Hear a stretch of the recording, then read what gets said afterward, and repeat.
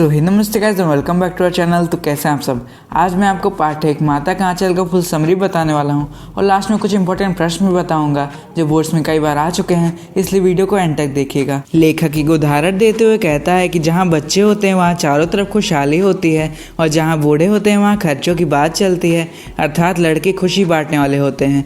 लेखक बताता है कि वह बचपन से ही पिता से ऐसे जुड़ गया था कि सोता भी पिता के साथ था, नहलाते भी पिता थे और पूजा में बैठा कर उन्हें प्यार से डांटते हुए त्रिपुंड लगाते थे।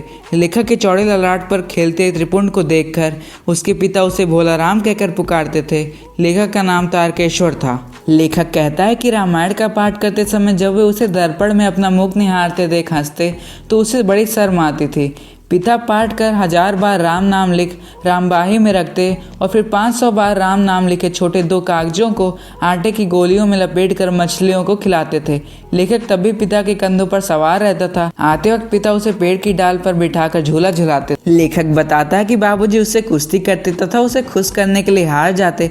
चित्त करके वह उनकी दाढ़ी मूंछ उखाड़ते तो हंसते हुए हाथों को चूम कर खट्टी मीठी चुम्मी लेते समय स्वयं दाढ़ी गड़ा देते। फिर वह दाढ़ी मूंछ उखाड़ता और पिता छोटी मोटी रोते और खूब हंसाते। अर्थात लेखक के पिता उसे हमेशा खुश देखना चाहते थे। लेखक पिता के साथ खाना खाने बैठ जाता। पिता अपने हाथों से उन्हें दही भात खिलाते। पेट भर जाने पर भी माँ खिलाने की जिद करती और कहती है कि बच्चे को थोड़ा बड़ा कौर खिलाना चाहिए। वे एक कहावत कहते हुए बोलती है कि खाना तो माँ ही पेट भर के खिला सकती है और खिलाना शुरू कर देती है। वह पशु पक्षियों के नाम की कौर खिलाकर बहला फुसलाकर फटाफट खिला देती है। फिर खाना खाते ही पिता उसे खेलने भेज देते हैं।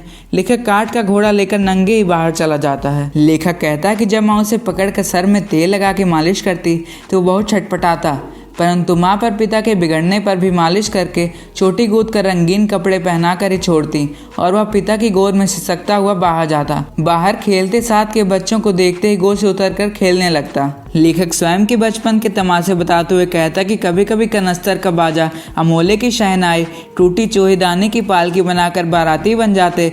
समधी बकरे पर चढ़ जाता। बारात चबूतरे के एक कोने से दूसरे पर जाकर रुकती। सजे हुए मंडप पर फिर जाती और लौट आती।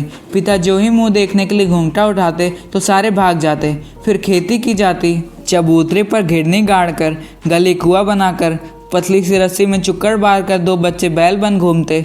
अंगूठे का हल बनाकर फसल उगाते और हाथों से काट लेते। फसल को पैरों से रोध कर मिट्टी के दिए की तराजू पर तौल कर नकदी बनाते। तभी पिता भोलानाथ से खेती का हाल चाल पूछते हैं और सब खेत खलिदान को छोड़ भाग जाते हैं। वह फसल मौज मस्ती की थी। लेखक कहता है कि ये खेल प्रतिदिन खेले जाते थे। जब कोई झुंड ददरी के मेले में जाते तो खूब उधम मचाते। जब बारात की पालकी देखते तो बोलते कि पालकी में हमारी मेहरी है। इस बात पर एक बूढ़े वर ने उन्हें खूब फटकारा था। उसकी सूरत अब भी याद है। लेखक कहता है कि वह जमाई कैसे बना पता नहीं, क्योंकि वह बहुत बदसूरत था। उसका मुंह घोड़े जैसा था। आंधी आने के तुरंत बाद वे चुन चुन कर मीठे गोभी आम चुनते थे। एक दिन आंधी आने के बाद तुरंत मूसलाधार वर्षा होने लगी। बच्चे वर्षा भगाने का मंत्र गाने लगे, पर वर्षा नहीं रुकी। सब पेड़ों से सटे बैठे थे। बिच्छू नजर आते ही सब दौड़ पड़े। रास्ते में मूसा नामक एक वृद्ध मिला। बैजू ने कुछ गाकर उसे चिढ़ाया और सबने सुर में सुर मिला दिया। मूसन तिवारी ने उन्हें बुरी तरह से खदेड़ा और सब भाग खड़े हुए। तिवारी सीधे पाठशाला गया और 4 लड़के बैजू को पकड़ने आए। बैजू तो भाग गया, बाकी सारे पकड़े गए। गुरुजी ने सबकी खूब धुनाई की। खबर सुनते ही पिताजी दौड़ आए। खूब लाड करने पर भी गोद में बैठा उनका गंदा गीला कर रहा था। पिताजी ने गुरुजी से कहा सुनी की और घर चल पड़े। रास्ते में बच्चों का झुंड देख उनका नाचना गाना सुन रहा न गया और गोद से उतर कर उनके साथ चल पड़े। फिर सब मक्के के खेत में दौड़ पड़े। सब चिड़िया को पकड़ने को भाग रहे थे।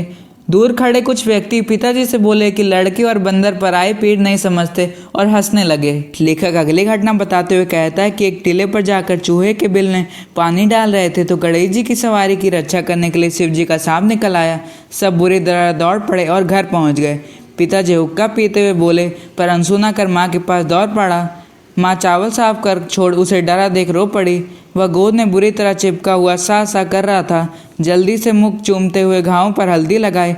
पिता दौड़ कर आए और जल्दी से माँ की गोद से उसे लेने लगे, परंतु पूरे दिन जिसके पास सिर्फ दूध पीने आता था अब प्रेम, सुरक्षा और शांति की छाया ना छोड़ी, अर्थात डर के मारे माँ की गोद से चिपका रहा। सो गाइस, ये थी पार्ट 1 माता के आंचल की समरी। अब हम लोग कुछ इंपॉर्टेंट क्वेश्चन कर लेते हैं जो बोर्ड्स में कई बार आ चुके हैं। प्रश्न नंबर 1 है, आपके विचार से भोलानाथ अपने साथियों को देखकर सिसकना क्यों भूल जाता है? प्रश्न नंबर 2 है, भोलानाथ और उसके साथियों के खेल और खेलने की सामग्री आपके खेल और खेलने की सामग्री से किस प्रकार भिन्न है? प्रश्न नंबर 3 है, माता का आंचल शीर्षक की उपयुक्तता बताते हुए कोई अन्य शीर्षक सुझाइए। प्रश्न नंबर 4 है, इस उपन्यास अंश में 30 के दशक की ग्रामीण संस्कृति का चित्रण है।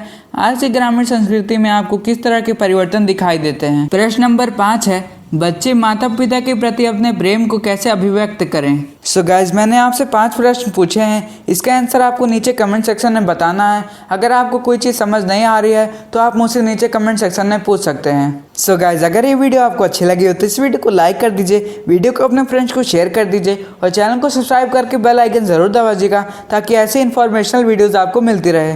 मिलते हैं नेक्स्ट वीडियो में, तब तक के लिए गुड बाय।